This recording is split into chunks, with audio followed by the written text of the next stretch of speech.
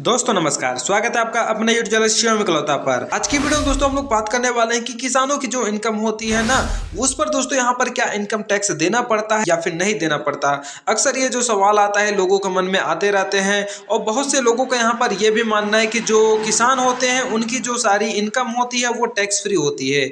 लेकिन दोस्तों यहाँ पर दरअसल में ना जो हकीकत है वो यहाँ पर बिल्कुल अलग होती है। तो यहीं पर दोस्तों आज की वीडियो हम लोग यहाँ पर ये समझने वाले हैं कि ये जो इनकम टैक्स रूल होते हैं ये किसानों के लिए क्या होते हैं, किन हालातों में दोस्तों यहाँ पर जो है टैक्स देना पड़ सकता है और अगर छूट मिलती है तो किस प्रकार की मिलती है। ठीक है, तो वीडियो को स्किप नहीं कीजिएगा, शुरू से लेकर अंत तक जरूर देखिएगा क्योंकि इस वीडियो में हम लोग किसानों से रिलेटेड जो उनकी इनकम आय होती है, टैक्स लगता है कि नहीं लगता है, सारी चीजें दोस्तों हम लोग यहाँ पर विस्तार से समझने वाले हैं। तो वीडियो को स्किप नहीं कीजिएगा, शुरू से लेकर अंत तक जरूर देखिएगा। दोस्तों यहाँ पर मैं आप लोग को बताना चाहूंगा, अगर आप लोग हर एक बैंकिंग न्यूज, इन्वेस्टमेंट टिप्स, साथ ही फाइनेंशियल न्यूज से जुड़े वीडियो देखना चाहते हैं तो चैनल को सब्सक्राइब कर लीजिए, बेल आइकन कॉल पर सेलेक्ट कर लीजिए ताकि हर वीडियो का नोटिफिकेशन आपको टाइम टाइम मिलता रहे। तो चलिए दोस्तों बिना देर किए वीडियो को स्टार्ट करते हैं। तो देखिए, जैसा कि हम सब जानते हैं कि भारत एक एग्रीकल्चर बेस्ड कंट्री है और भारत में करोड़ों लोग ऐसे हैं जो किसान हैं। ठीक है, और उनकी जो इनकम होती है वो यहाँ पर किसानी से होती है, खेती बाड़ी से होती है। उनका जो घर बार जीवन यापन होता है ना, वो पूरा दोस्तों यहाँ पर फार्मिंग पर डिपेंड है। ठीक है, तो इसलिए दोस्तों सरकार क्या करती है कि उनको जो है किसानों को इनकम टैक्स एक्ट 1961 धारा के तहत दोस्तों यहाँ पर 10(1) में दोस्तों एक बहुत बड़ी छूट दी गई है। ठीक है, अब दोस्तों यहाँ पर हम लोग जानते हैं कि किसानों की आय यहाँ पर जो इनकम होती है वो यहाँ पर कब टैक्स फ्री होती है। ठीक है, आइए इसके बारे में जान लेते हैं। तो देखिए, आपकी जो पूरी कमाई है अगर वो सिर्फ खेती से होती है, जैसे अगर आपने खेत में उगाई की है तो यहाँ पर आप उसे फसल को बेचकर अगर होती है, या फिर दोस्तों आप लोग सब्जी उगाते हैं, अनाज बेचकर या फिर फल बेचकर आप लोग करते हैं, या फिर दोस्तों खेत से सीधे यहाँ पर आप लोग प्रोडक्ट प्राप्त करके दोस्तों बेचते हैं, तो ऐसे सिचुएशन में दोस्तों यहाँ पर एग्रीकल्चर इनकम पर कोई भी टैक्स नहीं लगता है। सरकार ने ये छूट इसलिए दी है क्योंकि दोस्तों यहाँ पर खेती का जो मौसम होता है ये बहुत ही ज्यादा रिस्की होता है, मतलब कि ये दोस्तों यहाँ पर रिस्क के आधार पर दोस्तों होता है। ठीक है, अब दोस्तों यहाँ पर हम लोग जानते हैं कि कब आखिर देना पड़ सकता है टैक्स किसानों को। ठीक है, आइए इसके बारे में जान लेते हैं। ये दोस्तों जो मैं बता रहा हूँ सब दोस्तों नियमों के अनुसार बता रहा हूँ। तो देखिए, हर स्थिति में दोस्तों यहाँ पर जो है इनकम टैक्स फ्री नहीं होता है, कुछ मामलों में दोस्तों यहाँ पर टैक्स देना पड़ सकता है। ठीक है, तो देखिए यहाँ पर मैं आप लोगों को सबसे पहले बताना चाहूंगा, यहाँ पर हम लोग पॉइंट समझने वाले हैं। तो सबसे पहले दोस्तों हम लोग पॉइंट नंबर 1 की बात करेंगे।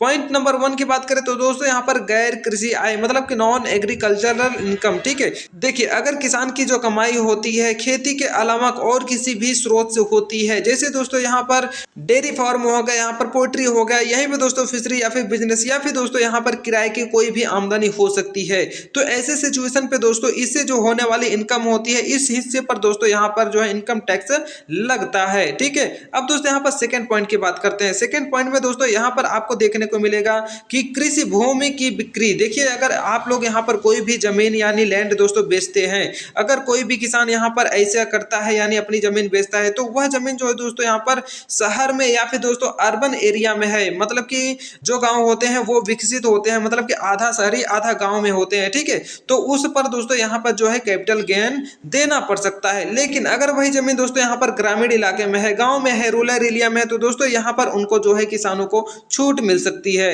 ठीक है, अब दोस्तों यहाँ पर थर्ड पॉइंट की बात करते हैं। थर्ड पॉइंट की बात करें तो दोस्तों यहाँ पर बिजनेस के तौर पे अगर कोई भी खेती करता है, कॉन्ट्रैक्ट फार्मिंग और यहाँ पर प्रोसेसिंग, देखिए बहुत सारे लोग क्या करते हैं कि अपनी जमीन जो होता है उसको कॉन्ट्रैक्ट पर दे देते हैं और उस खेत में दोस्तों यहाँ पर फार्मिंग करवाते हैं, यानी कुछ और करवाते हैं। ठीक है, तो अगर दोस्तों ऐसा यहाँ पर कोई बिजनेस मॉडल की तरह खेत में दोस्तों यहाँ पर जुताई बुआई हो रही है, यानी खेत को दोस्तों इस तरह से चलाया जा रहा है जैसे दोस्तों यहाँ पर कॉन्ट्रैक्ट फार्मिंग, साथ ही दोस्तों यहाँ पर फूड प्रोसेसिंग यूनिट, इसको तो दोस्तों हम लोग एक्सप्लेन समझने वाले हैं। तो ऐसे सिचुएशन में दोस्तों यहाँ पर हो सकते हैं। ठीक है, तो क्या होता है, सबसे पहले हम लोग यहाँ पर समझते हैं ये जो कॉन्ट्रैक्ट फार्मिंग होती है ना, ये क्या होता है। तो देखिए, किसान प्लस यहाँ पर किसी भी कंपनी का जो डील होता है इसे दोस्तों हम लोग कॉन्ट्रैक्ट फार्मिंग बोलते हैं, जिसमें दोस्तों यहाँ पर किसान जो है यहाँ पर प्रोडक्शन करता है और यहीं पर दोस्तों कंपनी जो है उस फिक्स रेट पे दोस्तों यहाँ पर खरीदारी करती है। ठीक है, और भारत सरकार ने दोस्तों इसे जो है 2020 में ही नए नए कृषि कानून में कॉन्ट्रैक्ट फार्मिंग को दोस्तों यहाँ पर शामिल किया था, ताकि जो किसान है और कंपनियां हैं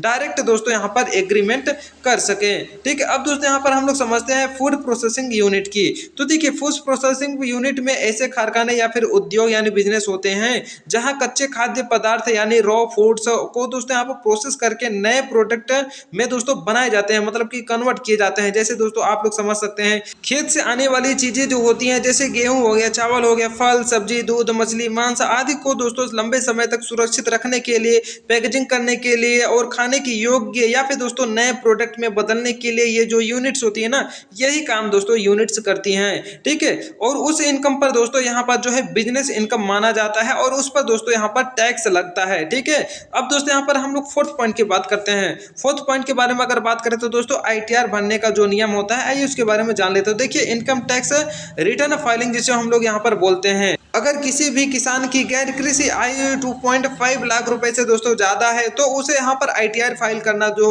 होता है जरूरी हो जाता है। लेकिन दोस्तों पूरी आय यहाँ पर सिर्फ खेती से होना चाहिए, तो दोस्तों यहाँ पर आईटीआर भरने के लिए दोस्तों यहाँ पर कोई ऐसा बाध्यता नहीं होती है। ठीक है, अब एग्जाम्पल से समझते हैं। तो देखिए, मान लीजिए कि एक किसान है जिनका आय दोस्तों यहाँ पर 5 लाख रुपए है, ठीक है, सालाना, और अगर दोस्तों पूरी जो इनकम होती है वो यहाँ पर खेत से होती है, यानी जमीन में उगाई गई चीजों से होती है, फसलों से होती है, तो यहाँ पर दोस्तों उनको जो है कोई भी टैक्स नहीं देना होता है। ठीक है, लेकिन दोस्तों अगर यहाँ पर खेती से 3 लाख रुपए और किराए से दोस्तों 2 लाख रुपए होता है, तो यहाँ पर दोस्तों जो किराए की इनकम है 2 लाख रुपए, इस पर दोस्तों यहाँ पर जो है टैक्स लगता है। ठीक है, अब दोस्तों यहाँ पर आपको एकदम बिल्कुल क्लियर हो गया होगा कि खेती से होने वाली जो इनकम होती है, जो आय होती है, वो यहाँ पर दोस्तों बिल्कुल टैक्स फ्री होती है। लेकिन दोस्तों अगर खेती के अलावा अगर कोई भी ऐसी स्रोत है जहाँ से किसानों को इनकम हो रही है, कमाई हो रही है, तो उस पर दोस्तों यहाँ पर टैक्स देना होता है। और यहीं पर दोस्तों अगर जो फार्मर है, जो किसान है दोस्तों, अर्बन एरियाज लैंड बेचकर, मतलब कि दोस्तों जो ग्रामीण इलाके हैं उनको छोड़ के अगर शहर में बेचते हैं, अर्बन एरियाज में बेचते हैं, तो दोस्तों यहाँ पर उनको कैपिटल गेन टैक्स देना पड़ सकता है। कैपिटल गेन टैक्स वो होता है दोस्तों जो यहाँ पर प्रॉफिट होता है। ठीक है, प्रॉफिट को दोस्तों यहाँ पर जो है उस पर यहाँ पर कैपिटल गेन देना पड़ता है। ठीक है, अब दोस्तों यहाँ पर अगर आप नॉन एग्रीकल्चर में दोस्तों यहाँ पर जो है बेसिक इनकम इंपेक्शन लिमिट से ऊपर है, तो दोस्तों यहाँ पर जो है आईटीआर भी आपको फाइल करना जरूरी हो जाता है। इसलिए दोस्तों किसानों को हमेशा यहाँ पर ध्यान में रखना चाहिए कि उनकी जो आय है दोस्तों, उनका जो स्रोत है वो क्या है, उसको दोस्तों समझना बहुत ही जरूरी है। अभी तक तो दोस्तों यहाँ पर आप लोगों को पता चल गया होगा कि ये दोस्तों यहाँ पर किसानों के ऊपर टैक्स लगती है कि नहीं लगती है, लगती है तो कहाँ लगती है, तो ये चीजें दोस्तों अभी तो यहाँ पर क्लियर हो गई होंगी। ठीक है, अगर दोस्तों वीडियो अच्छा लगा है तो वीडियो को लाइक कर दीजिए, साथ ही अपने दोस्तों के साथ शेयर कर दीजिएगा। और यहीं पर दोस्तों मैं आप लोग एक बार फिर से बताना चाहूंगा, अगर आप लोग हर बैंकिंग न्यूज, इन्वेस्टमेंट साथ ही फाइनेंशियल न्यूज से जुड़े वीडियो देखना चाहते हैं तो चैनल को सब्सक्राइब कर लीजिए, बेल आइकन कॉल पर सेलेक्ट कर दीजिए, ताकि हर वीडियो का नोटिफिकेशन आपको टाइम टाइम मिलता रहे। तो चलिए दोस्तों, मैं मिलूंगा नेक्स्ट वीडियो में, तब तक के लिए जय हिंद।